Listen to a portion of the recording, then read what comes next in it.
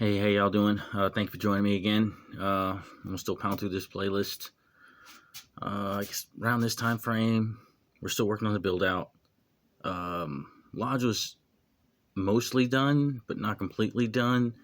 We didn't have floor in the main retail space at all. I think we were right in the area where part we were putting in the floors in the card room.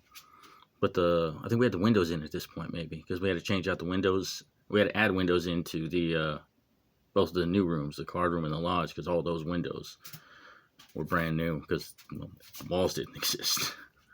Yeah, and the sliding doors were in. I don't know if we had the tables by that time yet, but it was close. We didn't have the tables in the cafe. Again, we didn't have floors in there, so I didn't need them yet. Studio was still roaring, maybe in there, painting a little bit, doing our thing in there. I was still building. I was painting a little bit too. I was again doing block painting, so I got a little bit of that in, not a whole lot. But then we were starting to plan the cafe. Initially, the cafe was just supposed to be like a coffee cafe, and like maybe some treats, and then we're gonna get like snack items and stuff. So that was the plan. So he got an espresso maker to put in there and a nice little chalkboard, and they drew pictures on it and wrote what we had. And then we got a couple treats for like a Danish. I don't remember what the treats were at first. Cookies or something. Maybe I don't know what it was. But there were two treats we had in the beginning. And then it was just, like I said, just basic. Nothing really going on with it. Then I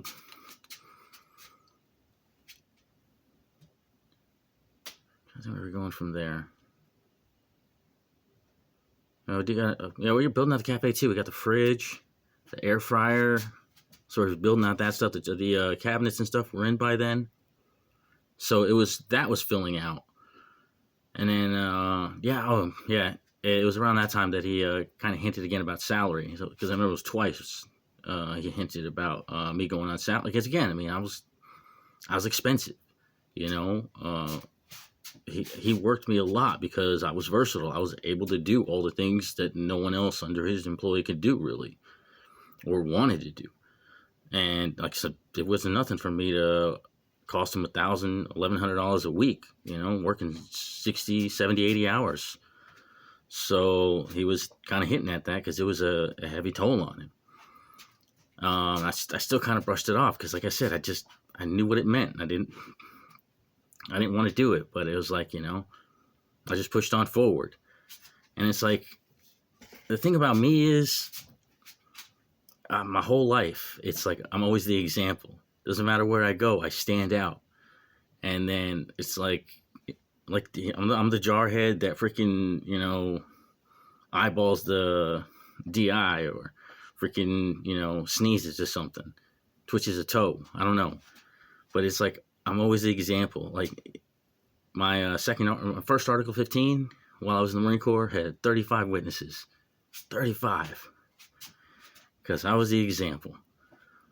But I mean, anyways, going on from there, we were right about the time we went to, was it Gen Con? I don't remember what came first.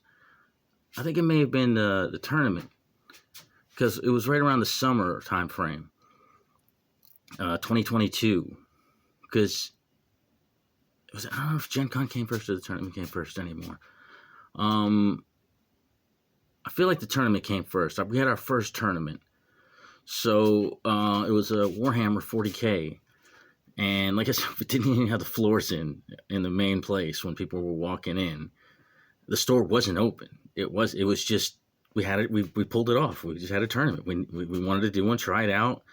And we found this guy who became our point man for it. Later we referred to him as our bannerman. But he became the 40K, and he was the best bannerman we had, man. Like, this guy just ran like clockwork. It was beautiful. I mean, forget about it.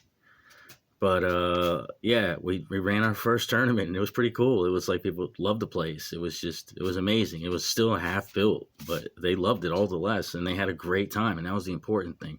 Oh, there was that one negative issue. And again, it's just little things, a lot of little things. Before the tournament started, the owner talked to the bannerman and another guy, and he was asking because he wanted to make an example, and he wanted to ban someone, and he's like, who in this list of people, because people have to sign it beforehand, the TO or bannerman knows who's on the list, and he went down the list and they picked someone. And then the owner watched this guy the whole time, whatever. And apparently sometime the tournament, he spiked his dice. And that was what he used. The owner banned this kid because he spiked the dice. And it's like, I never felt right about that. I mean, I didn't challenge it. I kept my mouth shut, but, so, I mean, I failed that character test at that point in time. But looking back, it's like, I mean, I didn't feel good about it.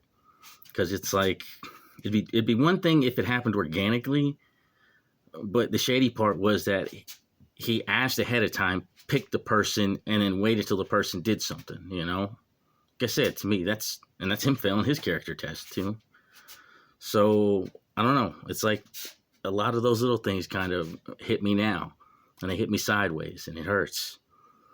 But anyways, that going on from there, we went to Gen Con. Gen Con was a great experience for me. And it made it easy to leave that other one behind, the bad one, because now it was fun again. In the first freaking convention we went to, my voice was the selling point. That's what I brought. And I brought people to the stand, to our setup, because I was so loud, and I was like, I'm not just loud. I was like a carnival person, I was mimicking what I would hear a carny say, you know what I mean? And then I was trying to pull people in. I would take songs and rework them to pull them in, like turn the beat around. I would turn the wheel around because we had a little wheel to play. But in this one, Gen Con, it was about selling these brushes. These little guys here, it was like a pack of these, I can't even open them now. They're paint brushes, but they go together like this. So that way when you store them, you're storing them down, even though you can just lay them up in the pack. And they're 4 different sizes, but the one thing about these is they have like a quadruple O, which is like a crazy fine tip. And we were selling those for this guy because the owner got an in to Gen Con, to a sweet spot by using this guy's booth. And the guy wasn't going to be there, but he was like, if you're going to use my booth, sell these brushes, and you'll get a portion of the money.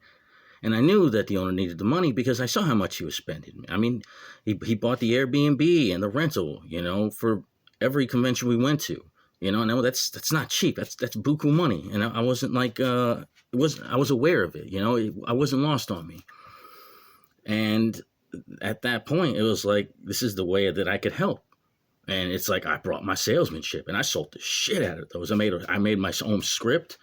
And I made copies of it because I knew they would need it. Because it's like, once they saw me doing it and they saw me working at that, because like I said, I explained in the script, I wrote down all the Quincy Sables brushes. It's the benefit is holding, like all the benefits and stuff like that. And I was pulling stuff out of my ass. I'm not going to lie. I kind of feel bad about that too, because I was telling people like, this brush will hold together for 5 years and stuff like that. And then I took one home for myself, and then it popped apart. And I was like, Chinese made. What are you going to do? But it's like, I felt good that I brought something to the table at Gen Con, because it's like every convention cost him money, and this is an opportunity to start making a little back. Because by selling, when we sold out our end of the brushes, and by selling them out, it allowed him to pay for the Airbnb. So it was like, it helped balance things out a little. But I mean, still, there was all these, he paid for meals and stuff like that.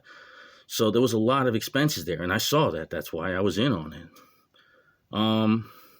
But yeah, Gen Con was great in that respects, I had a wonderful time. I got to meet the Canadian artist. I'll talk about him later. He shows up again. But I don't remember if I met him in Adepticon first, but I remember because we got these Bushido little figurines down at Gen Con.